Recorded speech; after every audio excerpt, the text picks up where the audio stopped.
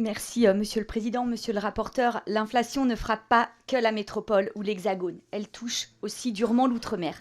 Dans leur récent rapport sur la continuité territoriale, 2 sénateurs dénonçaient des moyens moins que jamais à la hauteur des attentes et des enjeux pour les territoires, au moment où les pics tarifaires en haute saison sont devenus insupportables pour les populations. À cette proposition de loi, vous essayez de nous proposer des solutions pour rendre le coût de billets d'avion plus supportable. Dans leur rapport, nos collègues sénateurs dénonçaient une aide peu connue, complexe, au fonctionnement obsolète. Vous nous proposez d'en augmenter les montants. Eux préconisaient d'en relever le plafond de ressources, de la rendre plus souvent accessible, de créer un tarif résident pour limiter le coût des billets. Mais quelle est la conséquence réelle de ces aides ? En finançant l'achat de billets par les ménages, elles agissent en fait comme un système de subvention pour soutenir les compagnies aériennes en Outre-mer. Celle-ci réplique d'ailleurs avec raison que l'explosion des tarifs n'est pas due forcément au manque de concurrence, mais aux coûts, aux taxes toujours plus lourdes.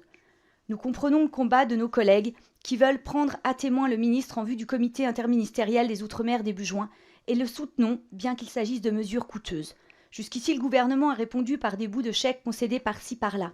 Une réforme globale, à l'aide de la continuité territoriale, serait à notre avis préférable. Sur le modèle corse, où un établissement public l'OTC réserve un quota de billets à des tarifs globaux avantageux, les compagnies étant ensuite compensées par l'aide à la continuité territoriale. La mesure budgétaire serait ainsi mieux calibrée et n'aurait pas l'effet inflationniste propre à ce type d'aide. La PPL propose ensuite de réduire le coût des achats en ligne. Là aussi, une approche globale serait préférable et sans doute une remise en cause du fonctionnement actuel de l'octroi de mer qui représente l'essentiel des taxes. Enfin, la PPL propose d'assouplir l'accès aux aides en cas d'enfants malades. Comme sur la déconjugalisation de l'AAH, le gouvernement semble prêt à mettre un peu d'humanité et de bon sens dans ses critères. Et comme mes collègues, ce à quoi nous nous rallierons. Je vous remercie.